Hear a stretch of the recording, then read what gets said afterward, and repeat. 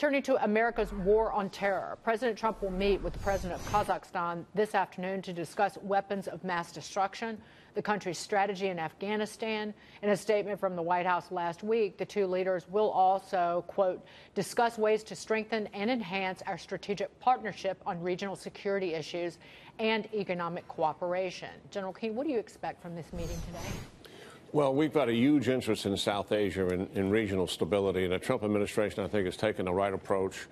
They're looking at the region, and they're also looking at the conflict that's taken place in Afghanistan. But this is a breeding ground for close to 40–50% of the terrorists in the world today are in this area, and we've got to achieve some level of stability. We've been at it for 16 years since post 9/11, obviously, and cooperation in the region is what he's going to be seeking with him. Military cooperation, economic development is what they'll be talking about.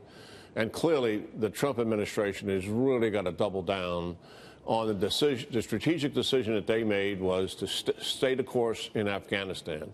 And if we're going to do that, then we're going to have to do something about Pakistan providing safe haven for the Afghan Taliban that operate outside their country. If we don't do that, it's never going to come out favorable to the United States or to the Afghan people. General, I want to move on to a story that certainly caught my eye this morning. It's above the fold in the Wall Street Journal, is their top story today.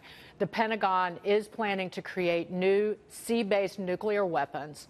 This is according to the newspaper. The move is reportedly in response to concerns over China and Russia's growing military capabilities. And we should also point out, which the Journal goes into in the article, that Russia has a new ground-launched cruise missile that American officials say actually violates the treaty banning intermediate-range missiles based on land that was signed in 1987 by Reagan and Mikhail Gorbachev. So, again, what do you make of these two new nuclear weapons that could be put into place? Yeah, there's a debate about this, and it lies here.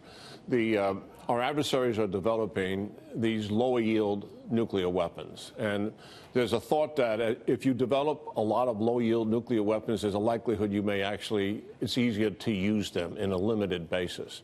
But I don't think we have much choice. When our adversaries have this kind of capability, I think we have found since the 1950s, when we all had developed nuclear weapons, that the best deterrence against those is to have a like capability.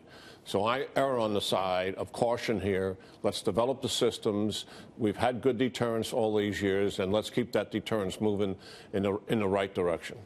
Don?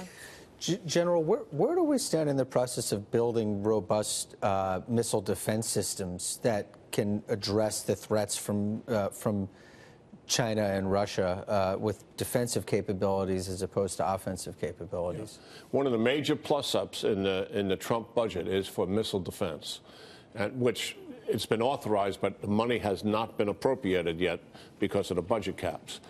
But yes, it's absolutely critical. We have interceptors in California and also in Alaska. These are land-based interceptors. They work about 60 or 70% of the time. That's unsatisfactory. We've got to improve our sensors, and we've got to improve the interceptors themselves. We have sea-based missile defense on Aegis cruisers also, and that's a very good capability. And then we have some other missile defense that protect our forces and our bases.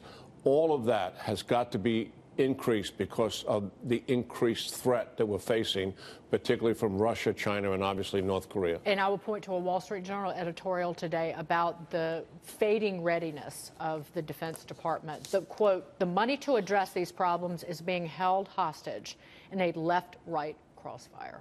No, that's absolutely right. The Senate Armed Services Committee and the House Armed Services Committee gave the president a $700 billion authorization bill, which is essentially close to a 10% plus up in the defense budget. Is absolutely what it needs. You discount about 4% is going to be just inflation and the cost of doing business. So it's actually a hardcore 6% plus up.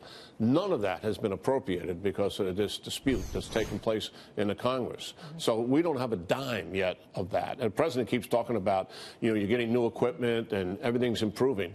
Nothing is happening until the Congress removes those caps or suspends them, we're able to get that money appropriated. Right. And they're fighting over the status of 700,000 individuals in this country rather than worrying about the safety of the entire nation and the readiness of our military. Thank you so much, General. It was great to talk to you always.